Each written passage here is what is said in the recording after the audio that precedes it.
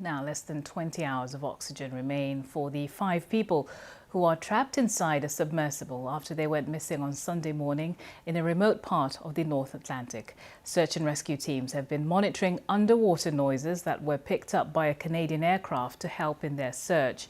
The Coast Guard officials say that hearing those signals has raised hopes.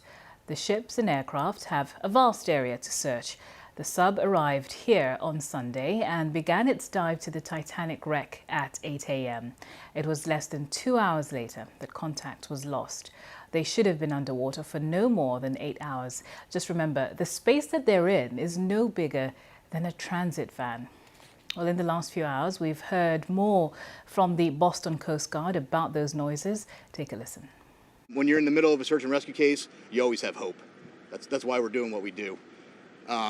With respect to the noises specifically, we don't know what they are, to be frank with you. The P3 detected noises. That's why they're up there. That's why they're doing what they're doing. That's why they put sonar buoys in the water. The good news is, what I can tell you is we're searching in the area where the noises were detected, and we'll continue to do so. And we hope that when we're able to get additional ROVs, which will be there in the morning, the intent will be to continue to search in those areas where the noises were detected, and if they're continuing to be detected, and then put additional ROVs down in the last known position where the search was originally taking place. So that's what we heard from the Coast Guard earlier. My colleague Carl Nasman is in Boston for us now. Carl, there are thousands and thousands of people following this story, hoping for some good news. Just bring us up to speed with the latest. Yeah, well, we heard that press conference a bit earlier today and some information being confirmed about those important noises that were detected. And this was yesterday, Tuesday, and even into Wednesday morning. Some noises detected by Canadian officials, and these are coming from these sonar buoys, listening devices that are floating in the water, and signals then being sent up to those planes. Very crucially, they don't know what these sounds are, where they're coming from. But as we heard, it's giving them hope. And so this is sound samples now being sent to experts at the U.S. Navy. They're being analyzed. They are rushing to try to figure out what these noises might be, if they match any kind of patterns coming from humans or potentially coming from that vessel that's gone missing. And as we heard there from the press conference, they've now redeployed some ROVs, or remote operated vehicles. These are kind of underwater drones, and they're now conducting the search there. So given the time constraints that are left, as you said, less than 20 hours now left of air, it's crucial that at least these search teams have a focal point. And that's what they said. They now have somewhere to search.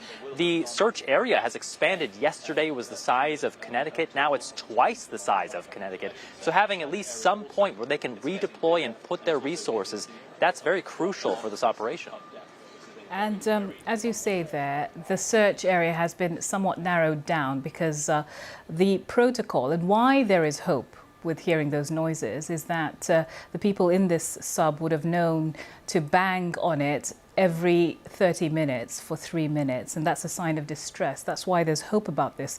But just how much is it changing the search operation that they have an area to focus on based on those sound signals? Well, the search efforts and the rescue efforts are expanding really by the hour, and we've heard of multiple ships now heading out to sea. There are currently 5 vessels in the area. That will be increased by 10 more in the coming hours. We also know that there's more ROVs on the way, but given the size of this vessel, it's 21, 22 feet long. It's fairly small, and they're searching essentially for a needle in the haystack. So having any kind of idea of where to begin to focus those efforts is crucial. And what they do know is the reason why this is such a big expanse that they're searching is there are ocean currents that could potentially take the vessel in one direction or another. They're looking to see if it might have emerged from the depths and begun to float in another direction. So they're not taking any chances. And given the time that is left, they're just going to try to scour the area. But being able to pinpoint some sort of location and look there is crucial. And as we heard multiple times, it is giving some form of hope now to these search teams. All right, Carl, thank you very much. Carl Nasman in Boston there for us. In the last half hour, we also heard from the chairman and co-founder of Horizon Maritime Services, which operates the Polar Prince. That's the mothership that carried the submersible before its descent on Sunday. Our critical role remains in a support capacity. It has been a very difficult few days for the crew and families of those on board the Titan and the Polar Prince. The Polar Prince captain and crew have been steadfast in providing support during this very difficult time. We have been supporting the Titanic expeditions for several years. The Polar Prince, a 72-meter vessel, remains at the Titanic site participating in rescue efforts. We are very aware of the time sensitivity around this mission. Our crews and onshore team are experts in their fields and will continue to support this effort in every way we can.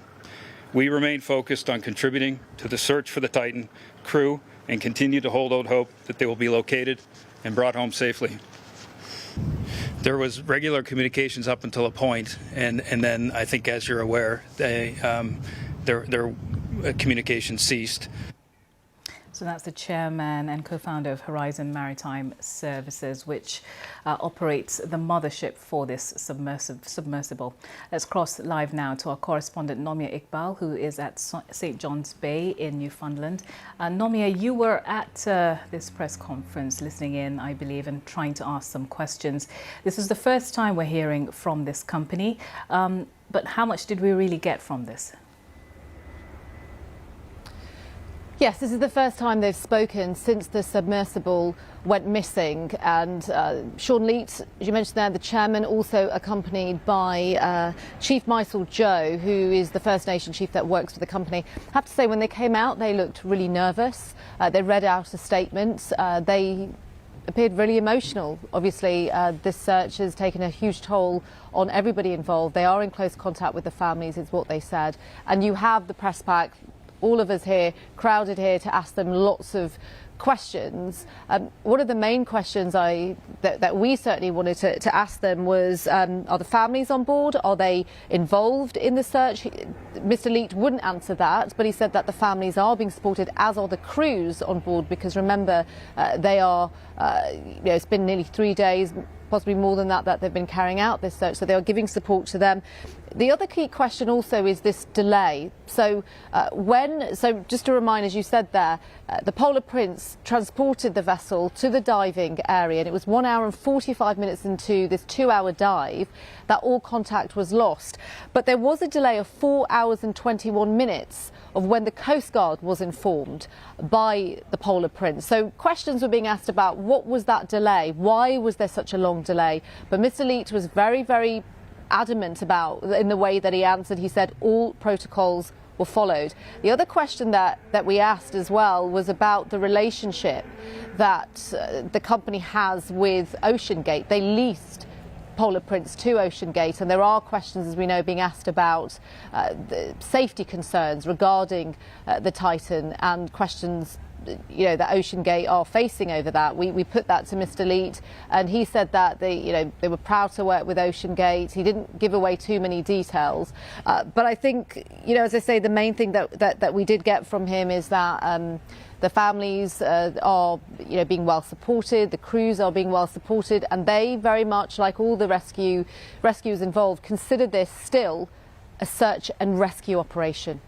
And that's a crucial point there. Nomia Iqbal, thank you very much for that update. We can now talk to Butch Hendrick, who is the president and founder of Lifeguard Systems. He's been training water rescue and dive teams on how to find submerged bodies and evidence for decades. It's really good to have you joining us. Thank you for sharing your expertise. Some people, many of us who are not really familiar with the ins and outs of an operation like this will be wondering, why is it so difficult to find this submersible? Maybe you could just lay out a few points for us.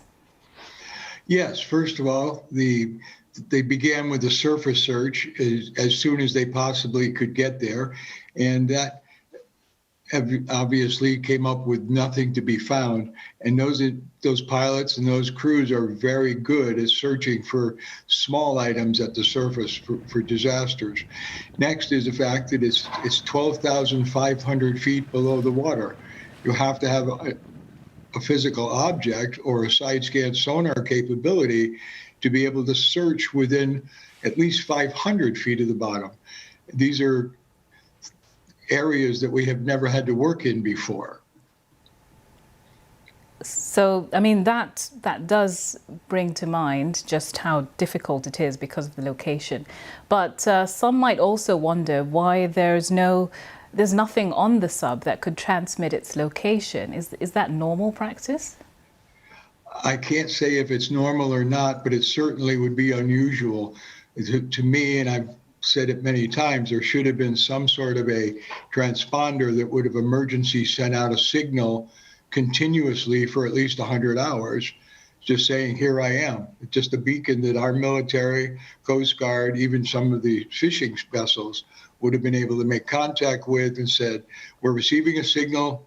Here's where the general area is, something closer to a mile by a mile, not 700 miles by 700 miles. And we've heard from the Coast Guard that the search area is now twice the size of Connecticut. That's more than 5,000 square miles. Can you just explain to us why it's so large? If this submersible went down in a specific spot, and because it's not a submarine, it's not autonomous, why would it be able to move within such a wide area? What the Coast Guard would have been doing immediately upon arrival, they'd have been looking at the weather conditions at least 24 hours prior to the submersible entering the water. They'd have been looking at the weather conditions and currents. If the submersible never made it to the bottom and became semi-disabled at 10,000 feet, it's now subject to the traveling water. With that process, they're looking at the speed of the current, the time that it's been lost, and they're saying, okay, it could have traveled 10 miles. It could have traveled 400 miles. If you were looking at a current that was 1 knot, that would tell you that an item is traveling 100 foot every minute. If the current out there is at 6 to 8 knots, it's moving at 600 to 800 foot every minute.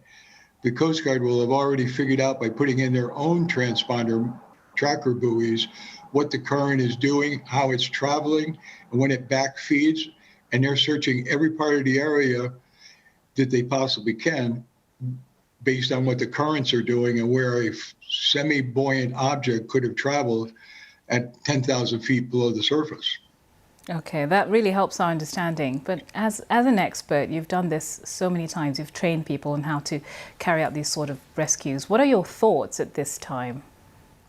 Well, first of all, none of us have done a rescue of this sort. We're used to doing things shallower, looking for human bodies, evidence, airplanes, things of that sort. Normally, it's less than 500 feet of water. Here, in order to move a side scan sonar unit, which they have available, they have to have minimum 15,000 foot of cable. It's 12,500 foot below the surface. It can't simply be straight down. It has to be at an angle. So our submersible is here. In order for the side scan sonar to see it, it has to track from an angle. They're looking at a minimum of 15,000 foot of cable. And now, how do you tow that? How do you keep it 100 feet off the bottom? And then the entanglement problems. Well, that really brings home what a complicated and extraordinary mission this is. Thank you so much, Butch Hendrick, for sharing your expertise. Butch is the president and founder of Lifeguard Systems. Thank you for having me.